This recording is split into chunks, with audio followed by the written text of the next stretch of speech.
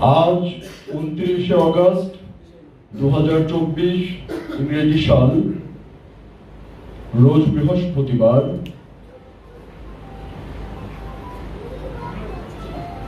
পরম প্রেমময় পুরুষোত্তম মহাযুগাবতার চেরাগে জান শরীফ পীর ও মুর্শিদ রাহেনুমা কেবলায়ে কাবা চেরাগে জান শরীফ কালান্দার বাবা জাহাঙ্গীর বা ইমান আল সুরেশ্বরী প্রতিষ্ঠিত ফকিরনী দরবার শরীফ, যেটি ঢাকা জেলার দক্ষিণ কেরানীগঞ্জ উপজেলার চুনকুটিয়া চৌধুরীপাড়া নামক গ্রামে অবস্থিত, সেই ফকিরনী দরবার শরীফে আজ সাপ্তাহিক মাহফিল অনুষ্ঠিত হচ্ছে। আপনারা সকলে জানেন, প্রতি বৃহস্পতিবার ফকিরনী দরবার শরীফে সাপ্তাহিক মাহফিল উদযাপিত হয়ে থাকে। তারই ধারাবাহিকতায় পীর ও মুর্শিদ কালান্দার বাবা বেদম ওয়ারসি আল জাহাঙ্গীর বাবার আদেশে আমি সামান্য দুটি কথা আপনাদের সামনে বলার জন্য উপস্থিত হয়েছি। প্রথমে একটি কথা বলতে চাই, একটা ঘোষণা বলতে পারেন। ফকিরনী দরবার শরীফের যে কোনো তথ্য, যে কোনো বিষয় সম্পর্কে জানার জন্য আপনারা সরাসরি মোবাইল করতে পারেন। আমাদের ফকিরনী দরবার শরীফের হেল্পলাইন বলেন বা হটলাইন বলেন, সেই নম্বরটি হচ্ছে 01302394656। আমি আবার বলছি 01302394656। এছাড়াও যারা আপনাদের সাদগার অর্থ বা মেজাজি কোরবানির পশুর চামড়ার অর্থটি দান করতে চান, তারা আমাদেরকে দান করতে পারেন। আপনাদের টাকা দিয়ে আমরা বাবা জাহাঙ্গীর লিখিত বইগুলো ছাপিয়ে বিনামূল্যে বিতরণ করতে চাই। বাংলার প্রতিটি ঘরে ঘরে বইগুলো ছাপিয়ে বিনামূল্যে বিতরণ করে দিতে চাই। এবং এই বিষয়টির জন্য আপনারা যে নম্বরটির কথা বললাম, সেই নম্বরে সরাসরি ফোন কল করতে পারবেন।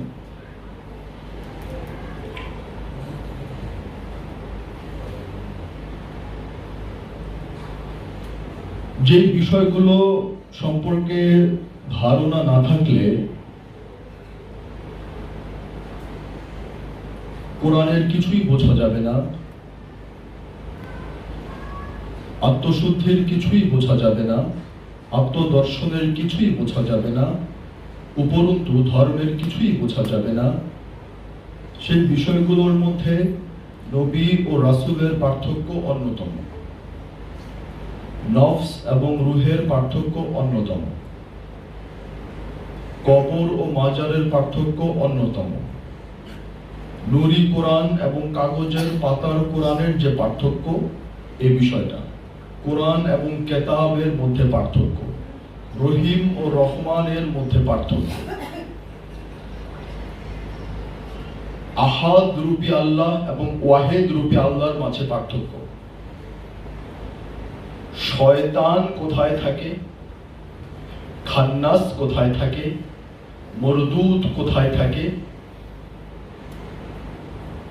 ইবলিস কোথায় থাকে, এবং এর চারটার একটা ফুল প্যাকেজ খবিশ, ইনি কোথায় থাকেন, ইনাদের রং রূপ বৈচিত্র্য কিরকম, কিভাবে ধোঁকা দেয়, কোথায় থেকে ধোঁকা দেয়, আমরা জানি না।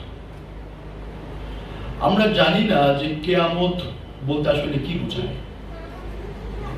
আমরা জানি না হাসর বলতে কি বোঝায়। আমরা জানি না যে আল্লাহ কোথায় থাকে।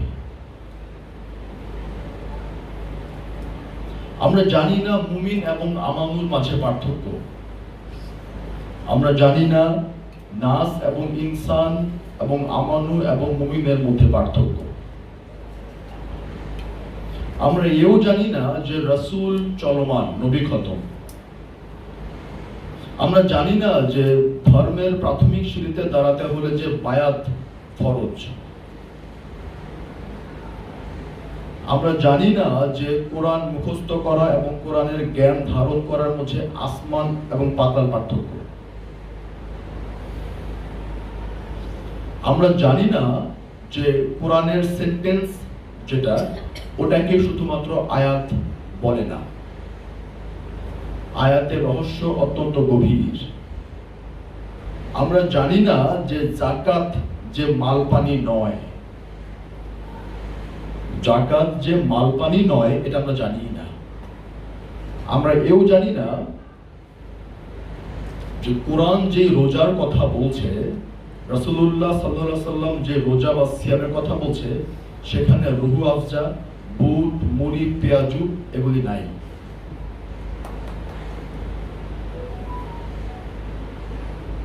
আমরা এটাও জানি না যে সালাত দুই প্রকার, একটা 5 বার আধা ঘন্টা করে 2.5 ঘন্টা, আরটা হচ্ছে 24 ঘন্টা অনবরত।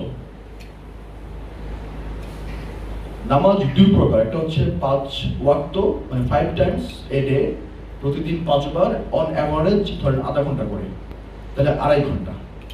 এবং ওর ভেতরেও ঠিকঠাক মতো সেটা হয় না, ওটা এক ধরনের নামাজ।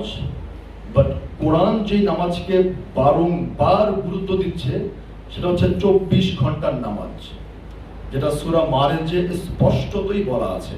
এবং এই মারেজে যেই নামাজের কথা বলা আছে, যে সালাতের কথা বলা আছে, ওই সালাত পালনকারী এবং ওই সালাত কায়েমকারী যে মুসল্লি, এবং মুসল্লিদের যে কি কি ক্যাটাগরি এবং এদের যে কি ধরনের গুণাবলী আছে, ওইটা ওই সূরাতে বলা আছে যে যারা এই সালাতটা করে তারা মুসল্লি, এবং মুসল্লি হইতে হলে এই এই গুণাবলী অর্জন করতে হবে। এটা আমরা জানি না। সবচেয়ে মজার বিষয় হচ্ছে আমরা যে কি জানি না, ইহাই জানি না। ইহাই সবচেয়ে বড় ট্র্যাজেডি, যে আমরা যে জানি না, এটাই আমরা জানি না। আমাদের কাছে মনে হয় সবই আমরা জানি, কিন্তু আদতে আমরা কিছুই জানি না। আমাদের কাছে মনে হয় যে ধর্মীয় প্ল্যাটফর্ম গুলাতে প্রচুর রেফারেন্স থাকতে হবে, ধর্মীয় প্ল্যাটফর্ম গুলোর বক্তব্যে কোরআনের প্রচুর রেফারেন্স থাকতে হবে, এবং যাকে প্রশ্ন করে কখনো আহত করা যায় না, সবকিছুর উত্তর যে দিতে পারে ঢক ঢক করে করে, যে কোনো প্রশ্নের উত্তর যে অবলীলায় দিতে পারে, সেই একমাত্র জ্ঞানী। এমনকি যে আরেকজনকে পরাজিত করে দিচ্ছে কথার মাধ্যমে, বাচন ভঙ্গির মাধ্যমে। আমার কথায় বোঝা যাচ্ছে আমার কথা হলো, যে ডিবেট এবং বিতর্কের মাধ্যমে আরেকজনকে হারিয়ে দিচ্ছে যুক্তি, তর্ক এবং রেফারেন্স দিয়ে, সেই বোধহয় জ্ঞানী। ভুল।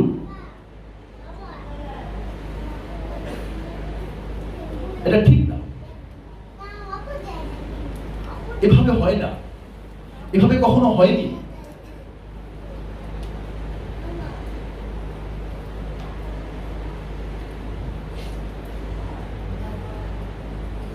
তাহলে আমাদেরকে ধর্ম কে শিক্ষা দেবে?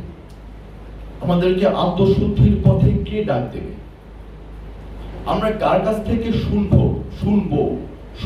ধর্মের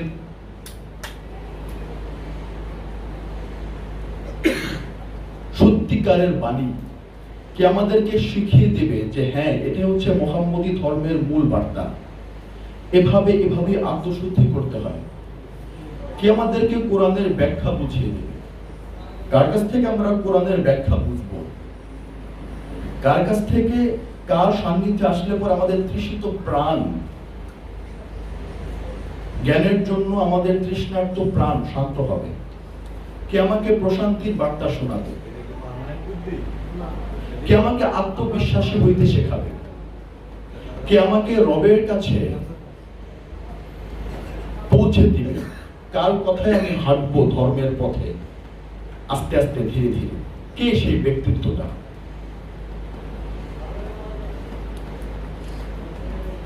আমি কার কাছ থেকে সাহায্য নেব? প্রতিটা বিষয় জানার জন্য, প্রতিটা বিষয় সম্পর্কে ধারণা পাওয়ার জন্য, প্রতিটা বিষয় সম্পর্কে জ্ঞান অর্জন করার জন্য এই দুনিয়াবী জীবনেও আমরা একে অপরের প্রতি ডিপেন্ড করি, খুব বেশি মাত্রায় নির্ভর করি। আমরা আমাদের জাগতিক জীবনেও একা একা চলতে পারি না, একা একা ফিরতে পারি না, একা একা আমরা লাইফটাকে লিড করতে পারি না। জীবন পরিচালনায় পদে পদে আমাদের একে অপরের সাহায্য নিতে হচ্ছে। তাহলে এই ধর্মীয় পথে কি আমাদেরকে ওই মেসেজটুকুন দেবে যে মেসেজটুকুনের উপর ভর করে আমি সত্যি সত্যি আত্মশুদ্ধি অর্জন করতে পারবো? সেই ব্যক্তিত্বটা কে? কে সেই ব্যক্তিত্বটা বা সেই ব্যক্তিটা কে?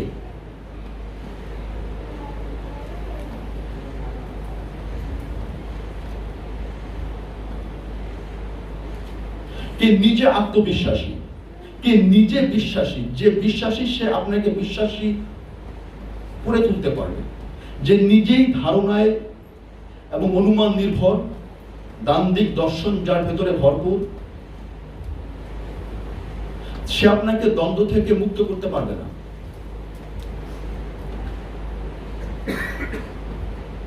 যে নিজে অস্থির, সে কাউকে স্থির হবার পরামর্শ দিতেই পারে না, বা পরামর্শ দিলেও সেটা লেজে গোবরে হয়ে যাবে।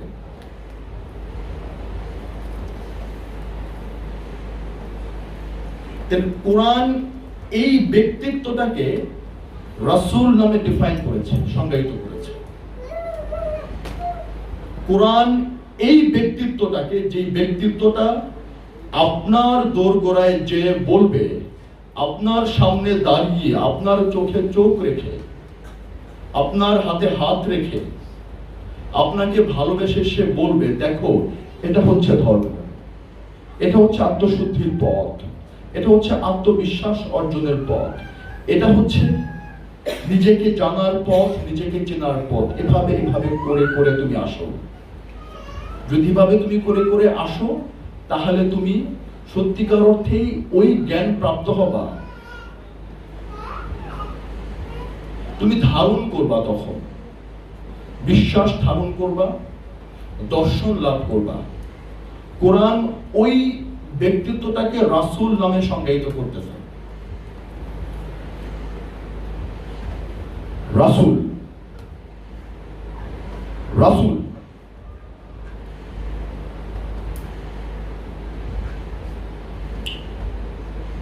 কিন্তু আমাদের সবচাইতে দুর্ভাগ্যের বিষয় হচ্ছে, অনেকগুলো দুর্ভাগ্যের বিষয়ের মধ্যে অন্যতম একটা দুর্ভাগ্যের বিষয় হচ্ছে, যারাই এখন ল্যান্ডস্লাইড এবং এটাকে কি বলে, মানে একতরফা ধর্মীয় দর্শন সম্পর্কে বক্তব্য দিচ্ছেন, একচ্ছত্র আধিপত্য বিস্তার করে আছেন, অনেক যশনামা খ্যাতনামা, যাদের উপর আমরা ডিপেন্ড করতে চেয়েছিলাম, যাদের থেকে সত্যিকার অর্থে আমরা কিছু জানতে চেয়েছিলাম, তারা না এই রাসূল নামক ব্যক্তিত্বটাকে কেচি দিয়ে কেটে দিয়েছে। তারা বলতেছে রাসূল খতম হয়ে গেছে, রাসূল আর আসবে না। নবীর সাথে সাথে রিসালাত বা রাসূলও খতম হয়ে গিয়েছে, নবুয়ত খতম হয়ে গিয়েছে, নবী আর আসবে না। এর পাশাপাশি নাকি রাসূলও আর আসবে না। এই রিসালাতের চলমান ধারাকে তারা কেচি দিয়ে কেটে দিয়েছে। এর ফলে কি হয়েছে? এর ফলে যা হবার তাই হয়েছে। এর ফলে সাধারণ মানুষ একটা বিশাল ঘূর্ণিপাকের মধ্যে পড়ে গেছে, একটা বিশাল অস্থিরতার মধ্যে পড়ে গেছে। তারা জানে সবকিছুই, বাট তারা কিছুই জানে না। কারণ দিকপালক যে নেই, নাবিক যে নেই,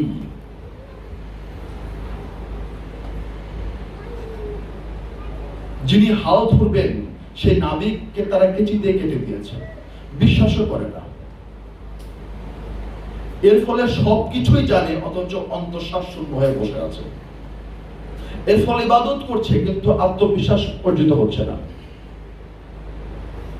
ওই কান্ডারি বিনে, ওই কান্ডারির গাইডলাইন্স বিনে, ওই রাসূল নামক কান্ডারির গাইডলাইন্স বিহনে, ব্যতি রেখে, বাদ দিয়ে ইবাদত তো করছে, কিন্তু মনের তৃষ্ণা নিবারিত হচ্ছে না, মন প্রশান্ত হচ্ছে না, আত্মবিশ্বাসী হচ্ছে না, আত্মশুদ্ধি হচ্ছে না, দর্শন লাভ করছে না, দ্বন্দ্ব যাচ্ছে না, হতাশা ঘুষছে না, অহংকার বিনাশ হচ্ছে না, কার্পণ্য বিনাশ হচ্ছে না, ইগো আমিত্ব বিনাশ হচ্ছে না,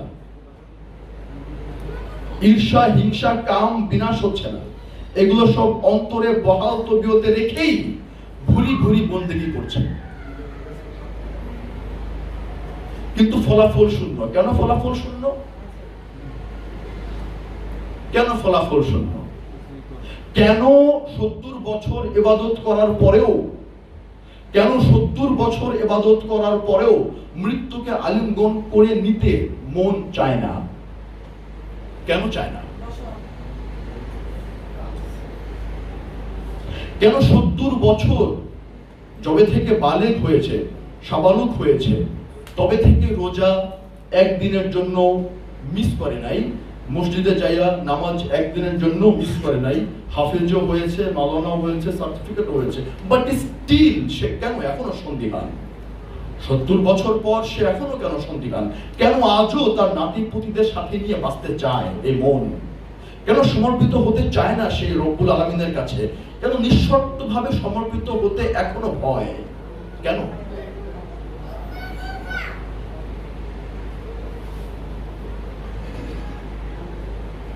যার প্রতি আমি সেজদা দিয়েছি, যার প্রতি আমি নির্ভর করছি, তার দিকে ফিরে যেতে তবে কেন এত ভয়?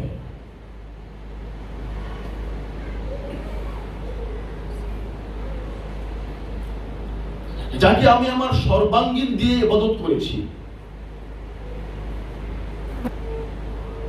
যার সব ডাইরেকশনস আমি ফলো করেছি, আদেশ মেনেছি, নির্দেশ মেনেছি, তথাপিও কেন এই মন আত্মবিশ্বাসী হতে চাচ্ছে না? তবু কেন এই মন স্থির হচ্ছে না, অচঞ্চল হচ্ছে না, প্রশান্ত হচ্ছে না, ধীর হচ্ছে না, কৃতজ্ঞ হচ্ছে না? কেন সে আজও স্বামী, স্ত্রী, পুত্র, সন্তান, বন্ধু বান্ধবদের সাথে নিয়ে বেঁচে থাকতে চায়? কেন সে মৃত্যুর পর তার ফ্যামিলির চিন্তা করছে এখনো? এর কারণ হচ্ছে একটাই,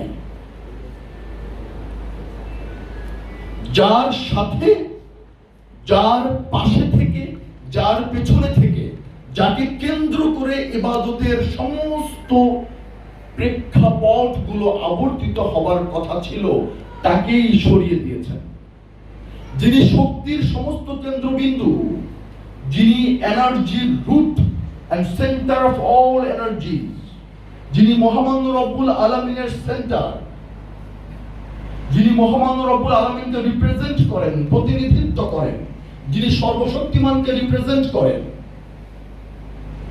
যিনি রহমানকে রিপ্রেজেন্ট করেন, রহিমকে রিপ্রেজেন্ট করেন, যিনি সৃষ্টিকর্তাকে রিপ্রেজেন্ট করেন, যিনি জগতের সব কিছু যার কমান্ড মতো চলে, যিনি জগতের সব কিছুর উপর ক্ষমতাবান, একচ্ছত্র ক্ষমতাবান যে সত্তা, তাকে যেই দৃশ্যমান মানুষটা রিপ্রেজেন্ট করে, প্রতিনিধিত্ব করে, সেই সেন্টার, যেই সাকার মানুষের ভেতর দিয়ে রব নামক শক্তি তার মনের ভাব প্রকাশ করেন, সেই রুট তাকে আপনি যখন কেচি দিয়ে কেটে দিয়েছেন, তখন তো আপনি অন্তঃসার শূন্য হয়ে পড়বেনই। বিকজ আপনি তো আর কোনো গাইডলাইন্স পাচ্ছেন না, কোনো এনার্জি পাচ্ছেন না, আপনি কারো ছায়ায় নাই, আপনি কারো গাইডেন্সে নাই। তো যদি কেউ কারো গাইডেন্সে না থাকে, যদি কোনো অবোধ শিশু পিতামাতার গাইডেন্স ছাড়া বড় হয়, সমাজের লাথি উষ্টা খেতে খেতে বড় হয়, সঠিক দিক নির্দেশনা না পেতে পেতে বড় হয়, তাহলে তার ভবিষ্যৎ কি হয়, এটা কি আমাকে নতুন করে বলে দিতে হবে?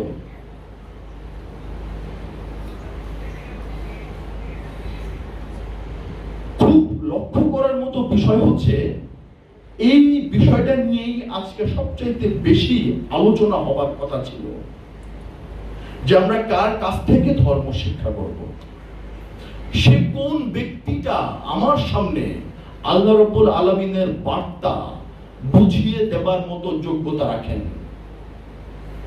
এই বেসিক প্ল্যাটফর্মটাতে যদি আপনি স্থির হইতে না পারেন, তাহলে তো প্রথম সিঁড়িতেই পা রাখতে পারলেন না। ইবাদত তো অনেক দূর কি বাত। ইবাদত কিভাবে করবেন, কার নির্দেশ মতো করবেন, কেন করবেন, কি জন্য করবেন, তাহাই যদি আপনি আগে স্থির করতে না পারেন কিছুটা কিছুটা কিছুটা, তাহলে আপনি সামনে কি করে অগ্রসর হবেন? কি করে নিজের পায়ে দাঁড়াবেন অপরের সাহারা ছাড়া, সাহায্য ছাড়া? খুব লক্ষ্য করার মতো বিষয়, কোরআনুল কারীম বেশ কিছু টাইটেলে বা বেশ কিছু উপাধিতে মানুষকে, মানুষ নামক এই যে আকৃতিটা, এই দুইটা হাত, দুইটা পা, একটা মাথা, দুইটা চোখ, এই যে আপনার আমাদের সকলের যে একই শারীরিক যে গঠন, এটাকে আমরা মোটা কথায় মানুষ বলছি ধরেন। এই সূরাতেই অনেকগুলো টাইটেল রয়েছে কোরআনুল কারীমে। ইনসান রয়েছে, ইনসান তো গরু, ভেড়া, মহিষ, ছাগল না, মানুষ, মানে এই কাঠামোটাকে মিন করছি আমি। নাস এসেছে, এরাও এই কাঠামোতে পড়ে। আমানু এসেছে, এরাও এই কাঠামোতে পড়ে। মুমিন এসেছে, এরাও এই কাঠামোতে পড়ে। রাসূল এসেছে, এরাও এই কাঠামোতেই পড়ে। নবীও এই কাঠামো। ওলি শব্দটা আছে, ইনারাও এই আমার মতোই এই দৈহিক কাঠামো। মুর্শিদ শব্দটা এসেছে, সাহেব শব্দটাও এসেছে, মুত্তাকি এসেছে, মুহসিনিন এসেছে, সাবিরিন এসেছে।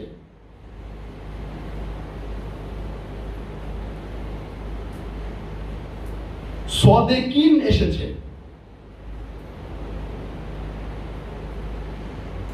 আব্দুহু এসেছে,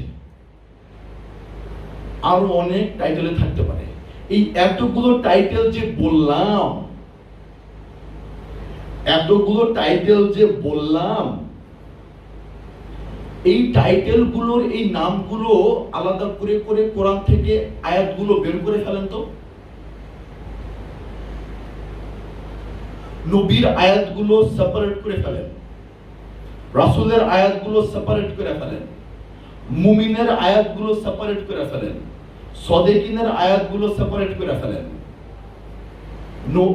আব্দুহুর আয়াতগুলো সেপারেট করে ফেলেন। দেখেন এবার আপনার সাথে কোনটা যায়।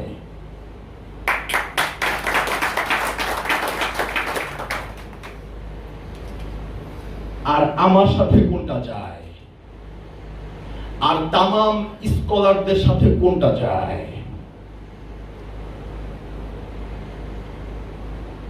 যেহেতু পাতার কোরআনটাকে আপনারা খুব বেশি গুরুত্ব দিচ্ছেন এবং এটা গুরুত্ব দেওয়া উচিত, ফাইন, প্রাথমিক পর্যায়ে এটা দিয়ে আমাকে হাঁটতে হবে, তাই আমি এটা দিয়েই বললাম, আমি বেশি দূরে যাবো কেন? আমি পাতার কোরআনের ভেতর নিজেকে আবিষ্ট করে রাখলাম, যাতে সবাই সহজেই বুঝতে পারে। এই টাইটেল গুলোকে আপনার আলাদা করে করে ভাগ করে ফেলুন কোরআন থেকে, তারপরে দেখেন এক একটার সাথে এক একটার আয়াতের কত বড় পার্থক্য।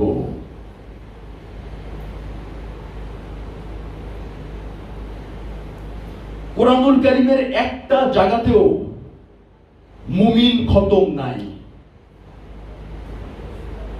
মুমিন আর আসবেন না নাই, মুত্তাকি আর আসবেন না নাই, সাদিকিন আর আসবেন না খতম নাই, আব্দুহু আর আসবেন না খতম নাই, এরকম কোন আয়াত নাই। মুহসিনিন খতম নাই, সাদিকিন খতম নাই, এক রাসূল খতম নাই, একটা মাত্র টাইটেল খতম, নবী। একটা মাত্র টাইটেলের মানুষ ওই টাইটেলে আর আসবেন না, সেই টাইটেলটা হচ্ছে নবী। আমিও নবীকে বাদ দিয়ে দিলাম, ফ্রম নাও অন, এখন থেকে বাদ দিয়ে দিলাম, and I mean it.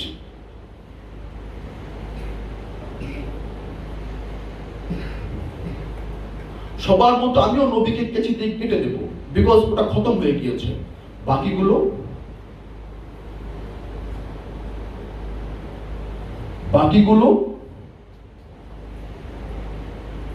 কোরআন বলছে আব্দুহু মেরাজ করে, আব্দুহু মেরাজ করে। আব্দুহু র্যাঙ্কের মানুষ মেরাজ করে, বলে নাই মুহাম্মদ মেরাজ করে, বলে নাই নবী মেরাজ করে, আব্দুহু মেরাজ করে। বলে নাই মা আমেনার এবং বাবা আব্দুল্লাহর সন্তান মুহাম্মদ মেরাজ করে, বলা আছে আব্দুহু মেরাজ করে।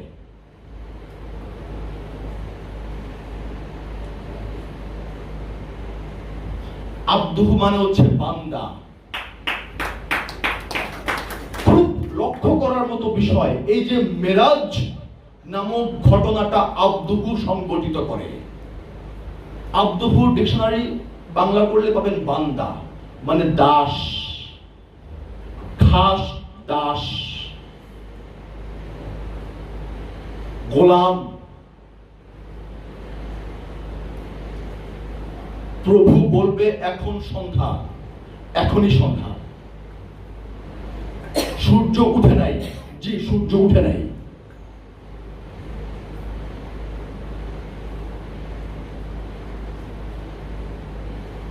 চরম বিশ্বস্ততা এবং চরম বন্ধুত্বের সর্বোচ্চ পর্যায়ে আব্দুহু বলে আমার মনে হয়, বলে আমার ধারণা হয়।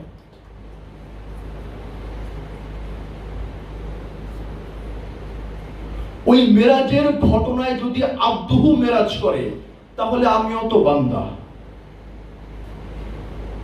আমিও আল্লাহর বান্দা, এতে কারো কোনো সন্দেহ থাকারই কথা না। দেধারসে প্রচার হচ্ছে, হে আল্লাহর বান্দা বান্দিরা। কি হাস্যস্পদ ব্যাপার, কি হাস্যরসাত্মক কৌতুক। নিজেদেরকে বান্দা বলছে কিন্তু মেরাজ হচ্ছে না।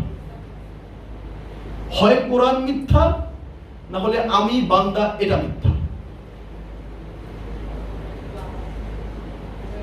যদি কোরআন সত্য হয়, তাহলে বান্দা হলেই আমার মেরাজ হওয়া উচিত ছিল।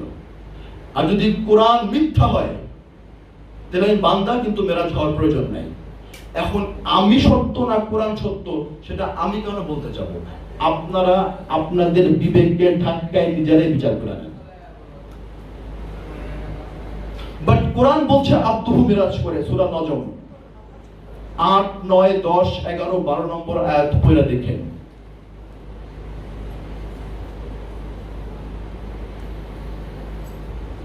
এই বাবা জাহাঙ্গীর আরেকটি খুব রহস্যময় ব্যাখ্যা দিয়েছেন কালেমার। লা ইলাহা ইল্লাল্লাহু মুহাম্মদ রাসূলুল্লাহ বলা হচ্ছে কেন? হে মুহাম্মদ মুস্তাফা সাল্লাল্লাহু আলাইহি সাল্লাম, আপনি তো নবীও।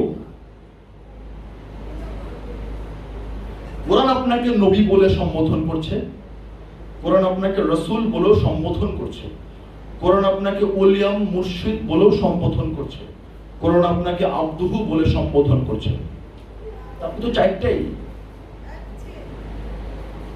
তাহলে কেন আপনি লা ইলাহা ইল্লাল্লাহু মুহাম্মদ আব্দুহু বলেন না? লা ইলাহা ইল্লাল্লাহু মুহাম্মদ নবিউল্লাহ বলেন না? কেন বলেন না নবিউল্লাহ কালেমায়? রাসূলুল্লাহ কেন বলেন? যার উপর কিতাব নাজিল হয় তিনি রাসূল, যার উপর কিতাব নাজিল হয় না তিনি নবী। এরকম একটা আয়াত সমগ্র কোরআন থেকে দেখাইতে পারবেন না, অথচ এটাই প্রচলিত।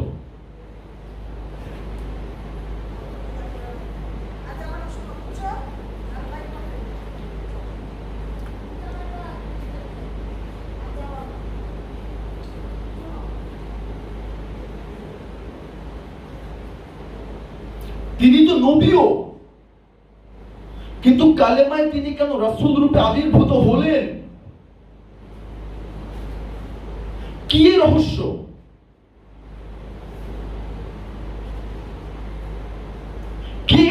মুহাম্মদ? কে এই মুহাম্মদ, যে মুহাম্মদ রাসূলুল্লাহ রূপে কালেমায় আছেন?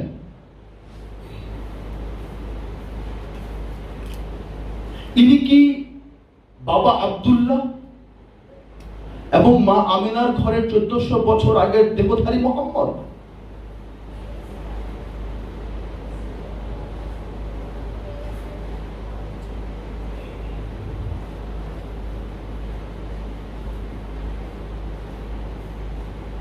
তিনি রাসূল রূপে বিরাজ করছেন।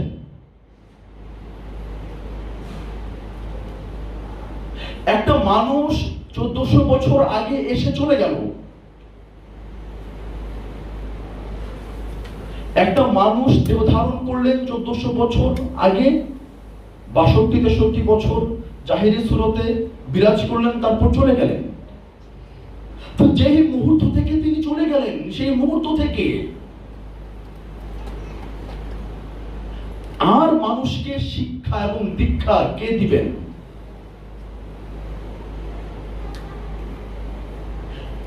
সমগ্র কোরআনে নায়েবে রাসূল বলতে কোনো ওয়ার্ড নাই, কোনো কনসেপ্ট নাই। সমগ্র কোরআনে বলা নাই যে রাসূল খতম, রাসূলের পর থেকে এক শ্রেণীর আলেম নায়েবে রাসূলের ভূমিকা অবতীর্ণ হবে। এই নায়েব, এই রাসূল, এই কনসেপ্টটি পুরো কোরআনে নাই আমাদের জানা মতে।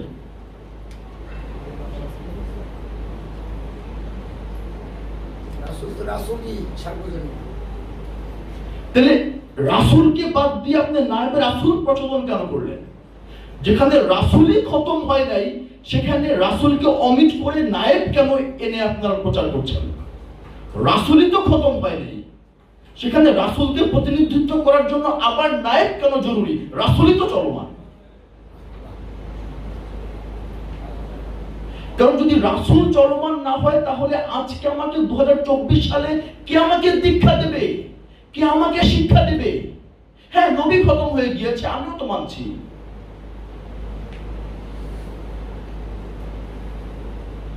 কিন্তু দীক্ষাদাতা শিক্ষক যদি ইনি না থাকেন, তাহলে আমি এখন কার কাছ থেকে হাতে কলমে ধর্ম শিখব? দীক্ষাদাতা শিক্ষক যিনি ধর্ম ধারণ করেছেন, ধার্মিক হয়েছেন, যিনি পূর্ণতা প্রাপ্ত, যিনি অর্জন করেছেন,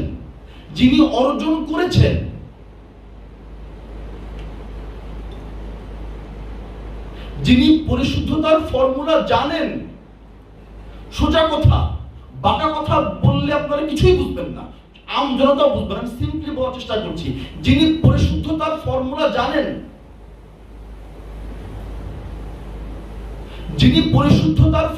জানেন, এবং ওটা বাতলিয়ে দেওয়ার পরে আপনি যে পরিশুদ্ধ হচ্ছেন সেটা প্রমাণিত হচ্ছে, এটা এভিডেন্ট।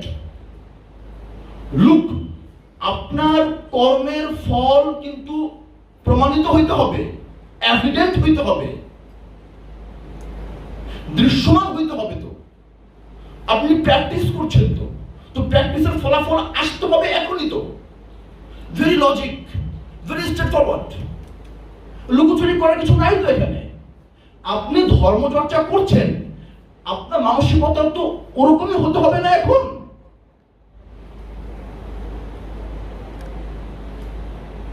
এটাই কি লজিক্যাল নয়? এটাই কি যৌক্তিক নয়?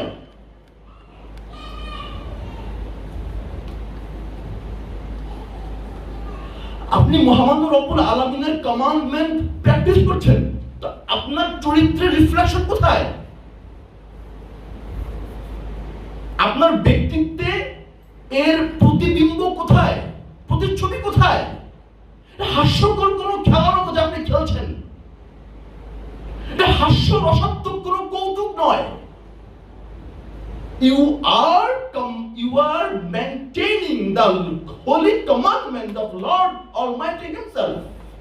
আপনি প্রভুর বাক্য মানছেন।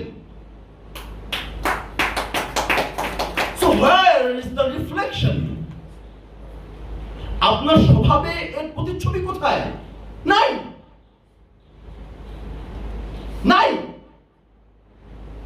No, nothing, কিছু আপনি ধার্মিক। হোয়াট আ মকারি, কি হাস্যরসাত্মক বিষয়।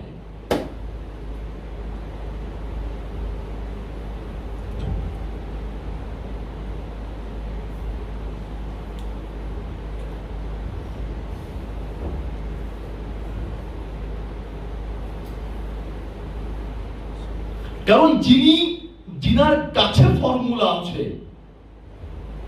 তার কাছে যাইতে হবে, যিনার কাছে সেই অর্জিত মর্মবাণী যিনি ধারণ করেছেন, যার স্বভাব পরিবর্তিত হয়েছে, যিনি নিষ্কলুষ হয়েছেন, যিনি পরিশুদ্ধ হয়েছেন, যিনি সুস্থ চিন্তা করতে পারেন সর্বক্ষণ, যার পিছুটান নাই, যার সন্দেহ নাই, যার ভেতরে নিজের দ্বন্দ্ব নাই, যে কনফিডেন্ট, আত্মবিশ্বাসী, সবকিছুতেই সে উঁচু দৃষ্টিভঙ্গির অধিকারী, যে মহা ক্ষমাশীল, যে ক্ষমা করতে জানে, যে লালসামুক্ত, ক্রোধ শূন্য, এগুলা তার অর্জন না। ধর্ম করে এগুলো আপনি অর্জন করতেন না, আপনি করছেন, আপনি অর্জন করবেন না, রিফ্লেকশন আসবে না। এবার তো উনি করেছেন, উনি সফল হয়েছেন, তো উনার কাছে যাবেন না আপনি ধর্ম শিখতে? কমন সেন্স অ্যাপ্লাই তো করবেন নাকি? অ্যাটলিস্ট লজিক্যাল হবেন তো আগে, নাকি ধর্ম পরে শিখেন? মানুষ তো কমন সেন্স শিখতে তো স্কুল কলেজে পড়তে হয় না। সবকিছু ষোলআনা তো বিচার করছেন জীবনভর, সবকিছু ষোলআনা তো বুঝে নিচ্ছেন সবার কাছ থেকে। কোথাও তো হাঁটতে চান না আপনারা বা আমরা। জমি কিনতে গেলে দাগ, নকশা, খতিয়ান নাম্বার, পর্চা নাম্বার সব দেখে দেখে কিনেন 2-3 মাস 6 মাস ধরে। একটা বিয়া করবেন, তাতেই কত কিছু ডিভিশন, মেয়ে কি করে, বাপ কি করে, মায়ে কি করে। তবে এক পলকে প্রেম হয়ে গেলে অন্য বিষয়, বাট ওটা না হলে তো অনেক কিছু চিন্তা করেন। একটা সামান্য মোবাইল কিনবেন, তাতে 2 মাস ইউটিউবে সার্চ করা শুরু করে দেন যে এই বাজেটের রেঞ্জের ভিতর কোন কোন ফিচার বেশি পাওয়া যায়। তা আপনি ধর্ম শিখছেন, আপনি আল্লাহর কমান্ডমেন্ট ফলো করছেন উনাকে দেখে। উনি আমার আইডল, উনি আমাকে ধর্ম শেখাচ্ছেন। কিভাবে কি করে হয়? এটা একটা সাধারণ বিষয়। একটা মানুষকে কি করে এত সহজেই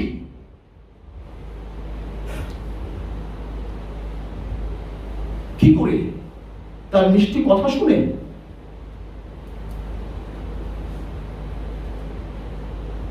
তার বক্তব্যের ঝোড়ো হাওয়াতে কুপকাত হয়ে যাচ্ছি কি আমরা? ধর্ম কি বক্তব্যে থাকে? ধর্ম কি ঠোঁটে থাকে নাকি হৃদয়ে থাকে? পরিশুদ্ধতা কি ঠোঁটে থাকে না অন্তরে থাকে? এই রাসূলকে আঁকড়ে ধরার জন্য কোরআন বলেছে, বারবার বলেছে, রাসূলের হাতে বায়াত নিতে হবে সবার প্রথম। এখন চ্যালেঞ্জ তো এটাই যে রাসূলকে খুঁজতে আপনাকে ঘর থেকে নামতে হবে।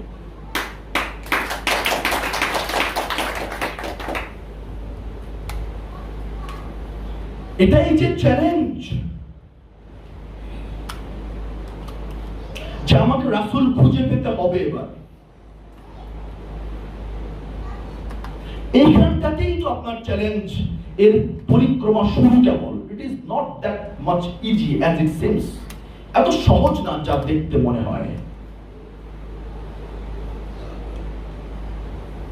আপনি মহামান্য রব্বুল আলামিনের স্বভাবান্বিত হবেন, রঙিন হবেন, আপনি জান্নাতে যাবেন।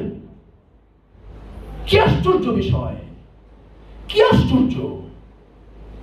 আপনাকে রব্বুল আলামিন ক্ষমা করে দেবেন নিঃশর্তভাবে। আপনি ভেসতে যাবেন, আপনার স্বপ্ন, আপনার ড্রিম। তো what have you done? What have you sacrifice? আপনি এর জন্য কি ছেড়েছেন নিজের?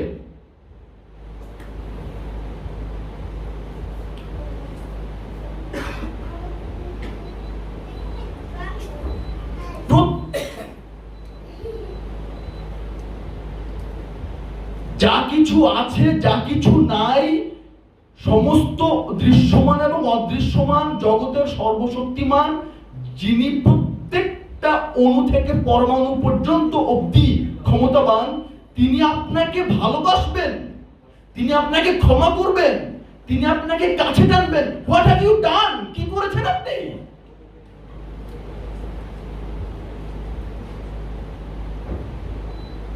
আমি নামাজ পড়েছি, আমি রোজা রেখেছি, আমি হজ কামাই দিই নেই, আমি জাকাত দিয়েছি।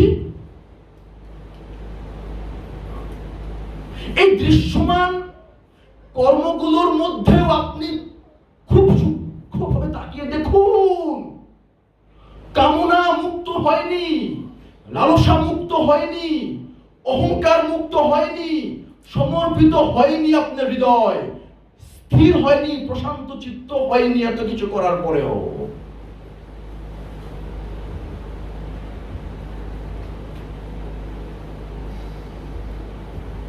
সব কিছু হয়েছে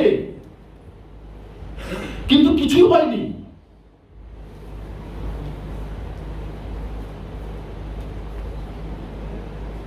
এই সাক্ষী তো আমি আমার নিজের কাছেই। তাহলে আমার বলার বক্তব্য এটাই ছিল যে এত সহজ নয়, এত সহজ নয় বিষয়গুলো যত সহজে বোঝানো হচ্ছে। প্লিজ বি নোটেড, এত সহজ নয় বিষয়গুলো যত সহজ বোঝানো হচ্ছে।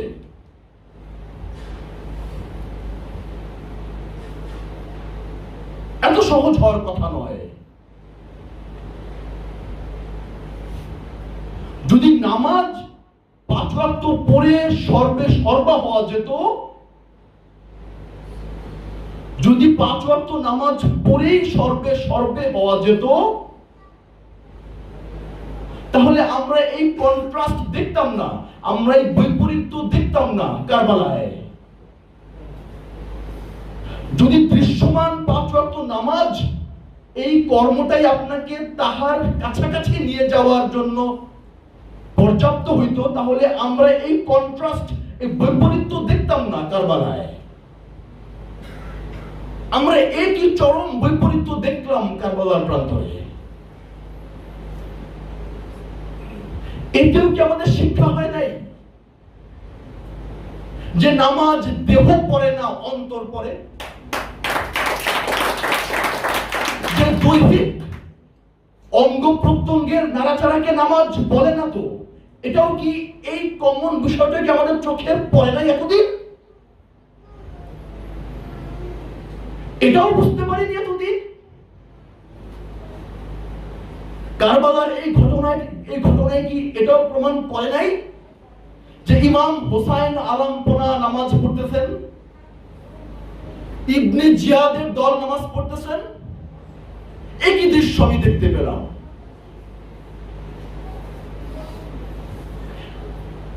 একই দৃশ্য আমি দেখতে পেলাম। ওদিকেও তাকবীর, এই তাবুতেও তাকবীর, এই তাবুতেও তাকবীর, এই তাবুতেও রুকু সেজদা, এই তাবুতেও রুকু সেজদা, একই অঙ্গভঙ্গি, একই দেহের নড়াচড়া। ওই 19-20 ফুট অঙ্গ হতে পারে, কিছুটা সামান্যটা বাদ দিলাম, বাট মেজরিটি সেন্সে তো একই।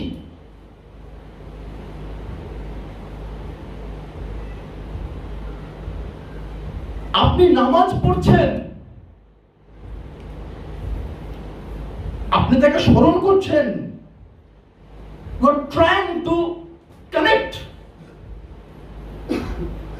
you are trying to connect with him. আপনি তার সাথে কানেক্ট হওয়ার চেষ্টা করছেন, কানেক্ট। আপনি তাকে স্মরণ করছেন যে আপনাকে তৈরি করেছে। স্মরণ করার ফলাফল কি? জবাই। আপনি করে আসলেন কি আর আপনি করলেন কি? 5 মিনিট আগে আপনি কি করলেন আর 5 মিনিট পরে আপনি কি করলেন? আপনি কি নামাজ পড়লেন, কেন পড়লেন, পরে কি হলো, কি হলো পরে, কেন পড়লেন? আপনি কেন নামাজ পড়লেন? Why have you offered your prayer? আপনি কেন নামাজ পড়লেন? আপনি কি উদ্দেশ্যে নামাজ পড়ছিলেন তখন? কি উদ্দেশ্য ছিল আপনার? আপনি এটা কি করলেন? আপনি নামাজ পড়ে আপনি এটা কি করলেন? আপনি কি করলেন নামাজে? আপনি নিরপরাধ 72 জনের পথ আটকে আপনি জবাই করে দিলেন নামাজ পড়া। আপনি কি নামাজ পড়লেন?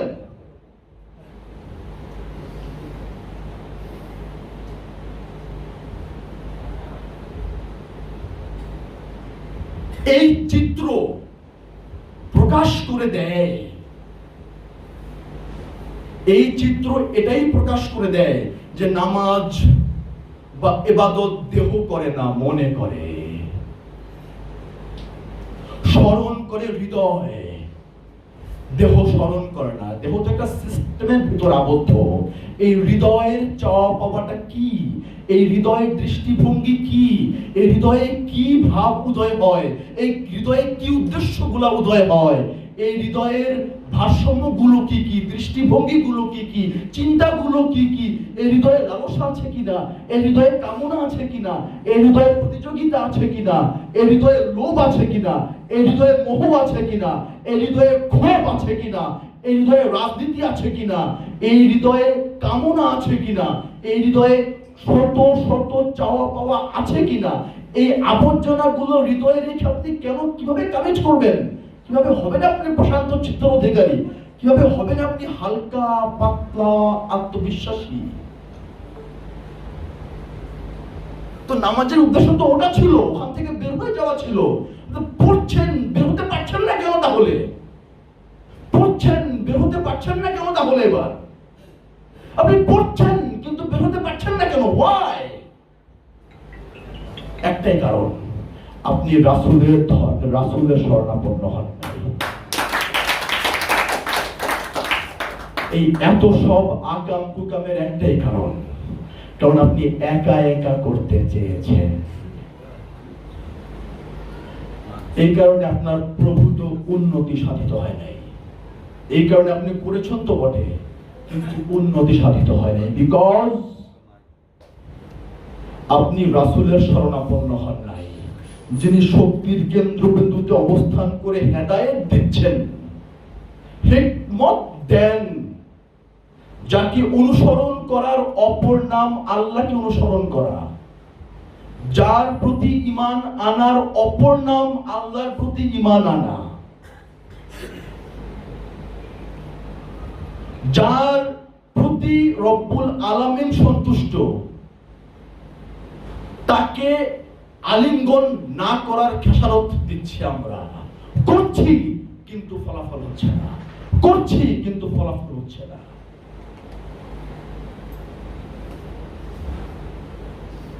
এই মিডিয়া এবং এই মাধ্যম ছাড়া কোনোদিন কোনো কালেও আত্মশুদ্ধি সম্ভবপর নয়। কারণ একটা জ্বলন্ত মোমবাতির কাছে গেলেই পরে আরেকটা মোমবাতি তার থেকে আগুন নিয়ে আলোকিত হতে পারে। আপনার একটা শক্তির প্রয়োজন, যেই শক্তি সান্নিধ্যে আপনি সেখান থেকে সত্য অর্জন করবেন। জগৎ এটাই হয় সর্বদা, এটাই হয় সর্বদা।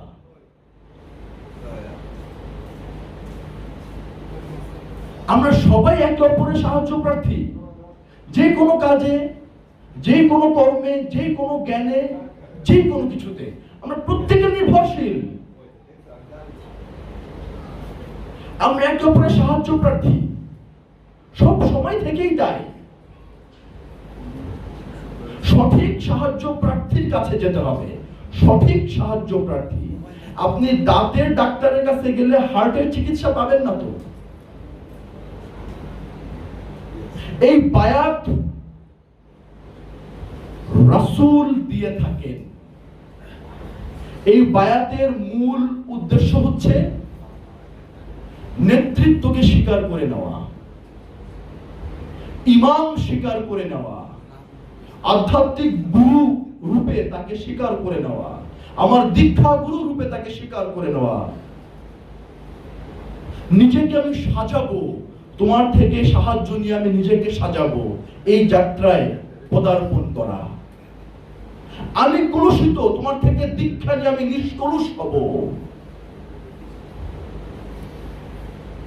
তুমি শুদ্ধ আত্মা, তুমি পরিপূর্ণ, আমি অপূর্ণ, তোমার সান্নিধ্যে এসেছি এবং তোমার নেতৃত্বকে অগ্রাধিকার দিচ্ছি সব সময়, কারণ আমিও তোমার মতো পূর্ণ হতে চাই।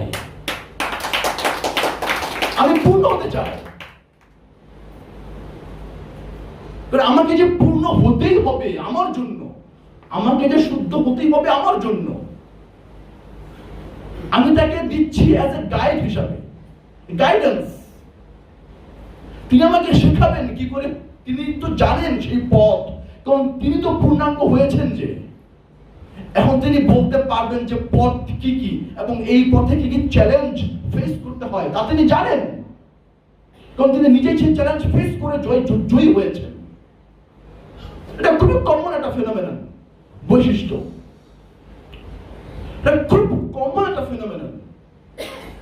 এক একটা টিম, যে ক্রিকেট টিম, ফুটবল টিমে যে কোচ হয়, কেন তাকে কোচ বানানো হয়? বিকজ সে জানেন পুরা গেম, পুরা এই 1.5 ঘন্টার ফুটবল ম্যাচে কি কি হইতে পারে তা তিনি এক এক টাইম সাইমালটেনিয়াসলি দেখতে পান। পুরা ম্যাপ তার অস্থিমজ্জায় অঙ্কিত, 1.5 ঘন্টার পুরা ম্যাপ তার ব্রেইনে আঁকা ছক। তাই তিনি কোচ, কারণ তিনি এক সময় খেলেছেন এই মাঠে, আর তিনি কোচ ছিলেন। তিনি 20 বছর আগে ছাত্র, আজ তিনি কোচ হয়েছেন। তিনি এই পথে হেঁটেছেন, বারংবার হেঁটেছেন, তাই তিনি কোচ। তো সেরকমই তো আমার গুরু তো কোচ, কারণ তিনি এই পথে হেঁটে সফল হয়েছেন, তিনি আমাকে দেখাবেন। এই কারণেই রাসূলের হাতে বায়াত নিতে বলেছে রাসূল, কারণ রাসূল চলমান। সূরা ফাতহার আয়াত নাম্বার 10, সূরা ফাতহার আয়াত নাম্বার 10 আজ প্রচারিত হয় না, প্রচার করা হয় না। কেউ, কোন ইসলামিক স্কলার এই সূরা ফাতহার 10 নম্বর আয়াত রিসাইট করবেন না, তেলাওয়াত করবেন না, বক্তব্য আকারে শোনাবেন না, পেশ করবেন না। তারা শুধু হাদিস প্রচার করবেন। শুধু হাদিস থেকে কতবার হাত ধুতে হবে, কতবার পা ধুতে হবে, কয়টা খেজুর খাইতে হবে, কয় গ্লাস রুহ আফজা খাইতে হবে, ডান কাত হয়ে শুবেন না বাম কাত হয়ে শুবেন, বাথরুমে যাবার আগে দোয়া, সিঁড়ি দিয়ে উঠতে দোয়া, সিঁড়ি দিয়ে নামতে দোয়া, লিফটে যাইতে দোয়া, লিফট থেকে উঠতে দোয়া, আত্মহত্যা করার আগে দোয়া, আত্মহত্যার পরে সম্ভব না,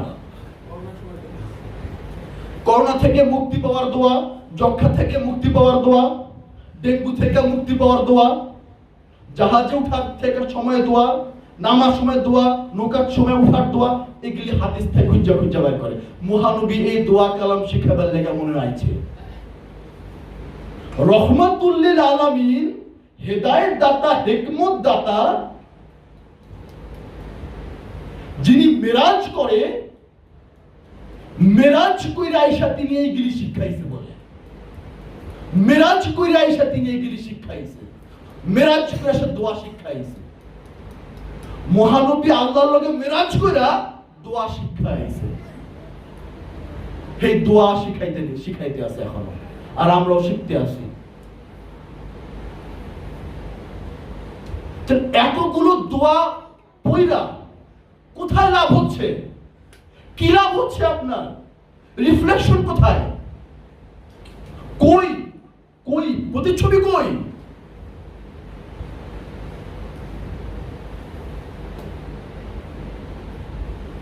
যদি আপনি রাসূলকে কেচি দিয়ে কেটেই দেন, তাহলে তো এই সূরা ফাতিহার 10 নম্বর আয়াতও কোনো মূল্য থাকার কথা না। পয়েন্টটা বুঝতে পারছেন? যে আপনি যখন রাসূলকেই কেচিতে কেটে দিয়েছেন, তাহলে বায়াত হবেন কেন? বিষয়টা এরকম হয়ে দাঁড়াইছে আর কি। এই কারণে যেখানে যেখানে বায়াতের কথাগুলো আছে সেগুলোকে আর ব্যাখ্যা করে না, কারণ তারা মনে করে রাসূলই তো খতম, এখন রাসূল পাবো কোথায়? তার বায়াতের কথাই আবার কেন বলবো? এটা তো রহিত হয়ে গিয়েছে, নাসেখ মনসুখ হয়ে গেছে। কিন্তু আমি এই আয়াতকে নাসেখ মনসুখ তখনই ধরতাম যখন আমি এইটার এগেইনস্টে আরেকটা আয়াত পাইতাম, এবং যদি পাইতাম যে রাসূল খতম, তাহলে আমি বলতাম সূরা ফাতিহার 10 নম্বর আয়াত আপাতত পড়ে কোনো লাভ নাই, ওটা আর ডিসমিস হয়ে গেছে, ওটার ভ্যালিডিটি এক্সপায়ার হয়ে গেছে গা, হ্যাঁ ডেট ওভার হয়ে গেছে গা, তো ফাইন, এটা আর পড়ার দরকার নেই। No, I have never found a single recitation that states the declination of messengership decline হয়েছে এমন কোন আয়াত পাইনি। তা আমি এটাকে বাদ দিতে পারছি না। রাসূলের হাতে বায়াত আপনার আত্মশুদ্ধির পথের প্রথম সোপান। এবার আসেন রাসূল খুঁজে বের করি। রাসূল কিভাবে খুঁজে বের করবেন? যদি কোনো একদিন বাবা সেই শক্তি বা ধারণা দেন, হয়তো আরেকদিন আলাপ করা যাবে। রাসূল বা রিসালাত নিয়ে অনেক চমৎকার চমৎকার কোরআনের আয়াত আছে, যে আয়াতগুলো অকাট্যভাবে প্রমাণ করে যে সত্যিকার অর্থে রাসূল চলমান, রিসালাত চলমান, দীক্ষা গুরু চলমান, আধ্যাত্মিক মার্গে চলার পথে, আত্মশুদ্ধির পথে চলার পথে সম্যক গুরু রূপে যিনি আমার সামনে দণ্ডায়মান, যিনি আমাকে বলবেন না এই কথা যে করো আজকে, ফল নাও আগামীকালকে, এটা তিনি বলেন না। যিনি সত্যিকার অর্থে প্রাপ্ত, অর্জিত, তিনি আপনাকে এখনই অর্জনের পথে ডাক দিবেন এবং এখনই অর্জন করতে বলবেন। কারণ সত্যিকার অর্থে যিনি দীক্ষা গুরু, সত্যিকার অর্থে যিনি রিসালাতের মানদণ্ডে দণ্ডায়মান, তিনি বাকির গান গান না। তিনি নগদে বিশ্বাসী, তিনি পেয়েছেন নগদ, তিনি দিতেও চান নগদ, এবং তিনি দিয়েও থাকেন নগদ। আর যারা বাকির বেচা কেনা করে, তাদের জন্য আমার খুব মায়া হয়। এই কারণেই মায়া হয়, কারণ তারা আসলে জানে না, বিশ্বাস করেন তারা জানে না।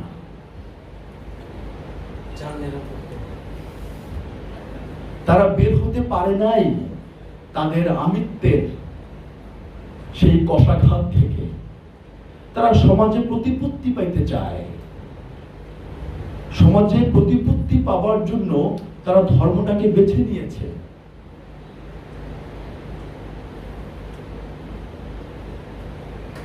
সমাজে প্রতিপত্তি পাওয়ার জন্য ধর্মকে বেছে নিয়েছে। তাই বাবা জাহাঙ্গীর একটি কথা বলেন, বাবা বেদমর্স একটি কথা বলেন, ভণ্ড পীর এই কনসেপ্টটা মিথ্যা। পীর কখনো ভণ্ড হয় না, ভণ্ড কখনো পীর হয় না। চোর সাধু সেজেছে,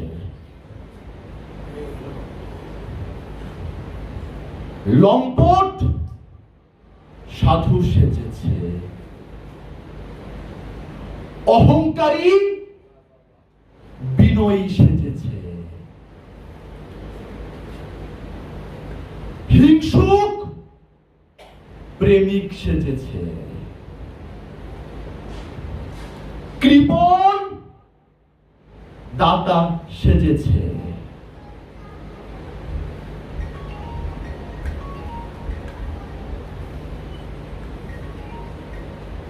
লোভী এবং কামুক দাতা সেজেছে। এই যে সাজার যে প্রসেসটা, এটা খুব সূক্ষ্ম এবং চাকচিক্যপূর্ণ।